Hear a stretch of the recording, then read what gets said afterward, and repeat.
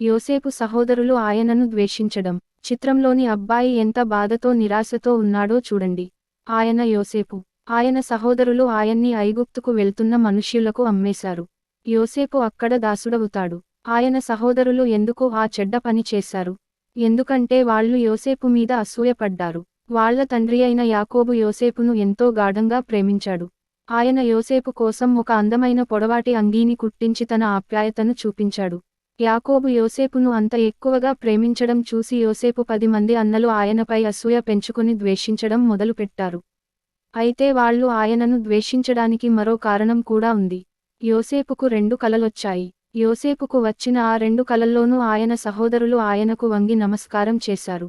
ఆ కలలను యోసేపు వాళ్లకు చెప్పినప్పుడు వాళ్ళ ద్వేషం ఇంకా ఎక్కువయింది. ఒకరోజు యోసేపు అన్నలు తమ తండ్రి గొర్రెల మందలను కాస్తున్నప్పుడు వారి యోగక్షేమాలు కనుక్కొని రమ్మని యాకోబు యోసేపుతో చెప్పాడు. యోసేపు రావడాన్ని చూసినప్పుడు ఆయన సహోదరులలో కొంతమంది, అతనిని చంపుదాం అన్నారు. అయితే అందరికంటే పెద్దవాడైన రూబేను, వద్దు అలా చేయవద్దు అన్నాడు. అప్పుడు వాళ్ళు ఆయనను పట్టుకుని నీళ్లులేని ఒక గుంటలో పడవేసి, ఆయనను ఏమి చేయాలో నిర్ణయించడానికి కూర్చున్నారు. యోసేపు అన్నలు ఇష్మాయేలీయుల దగ్గర డబ్బు తీసుకుంటారు. ఇంతలో ఆ మార్గాన కొంతమంది ఇష్మాయేలీయులు వచ్చారు.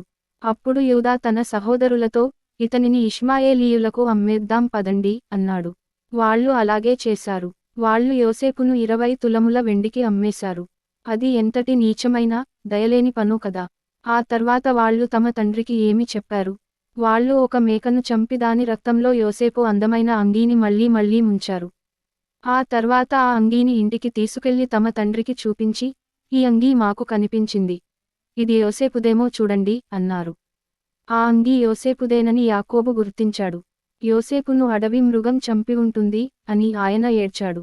యోసేపు సహోదరులు కూడా తమ తండ్రి అలా అనుకోవాలనే పథకం వేశారు. యాకోబు ఎంతో దుఃఖించాడు. ఆయన చాలా రోజులు ఏడ్చాడు. కానీ యోసేపు చనిపోలేదు. ఆయనను తీసుకుని వెళ్లిన చోట ఆయనకేమి జరిగిందో మనం చూద్దాం.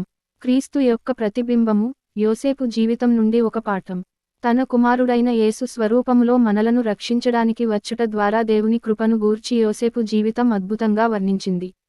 దేవుడి నుండి దూరమవుతున్నామన్న భావన మరియు భయంకరమైన భయం కలిగియుండి, యోసేపు యొక్క అపరాధభావం కలిగిన సహోదరుల మాదిరిగా, చాలా మంది ఆయన దగ్గరకు వచ్చుచున్నారు. ఆయన ఎంతో సునాయాసంగా అద్భుతమైన దాతృత్వాన్ని మరియు దయను చూపించుచున్నాడు. నిందించబడటానికి బదులుగా, మనం క్షమించబడ్డాము. అపరాధులముగా ఎంచబడటానికి బదులుగా, మనం విడుదల పొందాము. మరియు మనం ఖచ్చితంగా అర్హమగు శిక్షను అనుభవించడానికి బదులుగా, మనము ఆయన బల్ల యొద్ద కూర్చుని, మనం ఎన్నడూ గ్రహించలేనంత పరిచర్యను అందుకుంటున్నాము. కొంతమందికి ఇది చాలా అవాస్తవంగా అనిపించవచ్చు. అందుకే మనము మన విషయమై నిర్విరామంగా మనవి చేసుకుంటాము. అయితే ఆయన ఎంతో స్పష్టంగా మనతో దయతో మాట్లాడుచున్నాడు, మనకు శాంతిని అనుగ్రహిస్తానని మన భాషలోనే మనకు వాగ్దానం చేశాడు.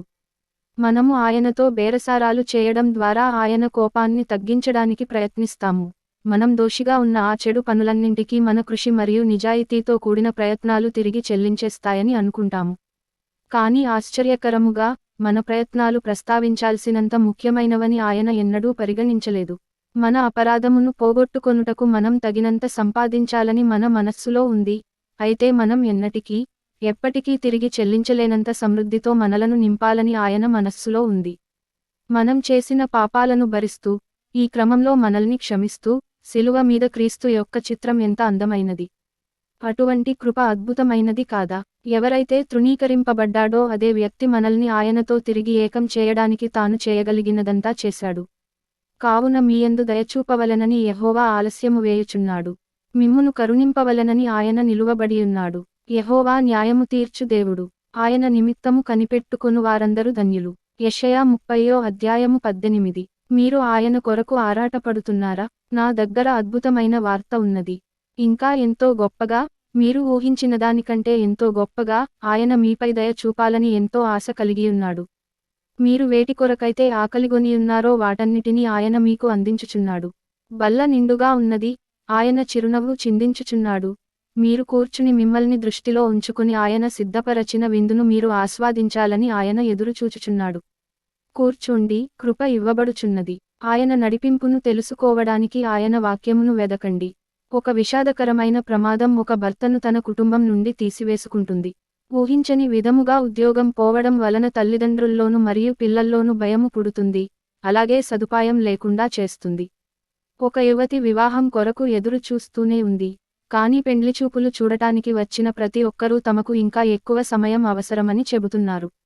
కొన్నిసార్లు మనకు ఏ మార్గములో పయనించాలో తెలిస్తే, దేవుణ్ణి అనుసరించడం సులభమనే ఆలోచన మనకు వస్తుంది. కానీ అది ఎప్పుడూ ఆ విధంగా జరుగుతుందని చెప్పలేము.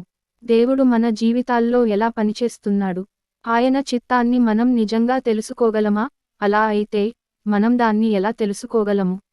ఈ పేజీలోని వనరులు మీ జీవితం పట్ల దేవుని చిత్తాన్ని తెలుసుకొని అనుసరించడానికి మీకు మార్గనిర్దేశం చేయడంలో సహాయపడటానికి రూపొందించబడ్డాయి.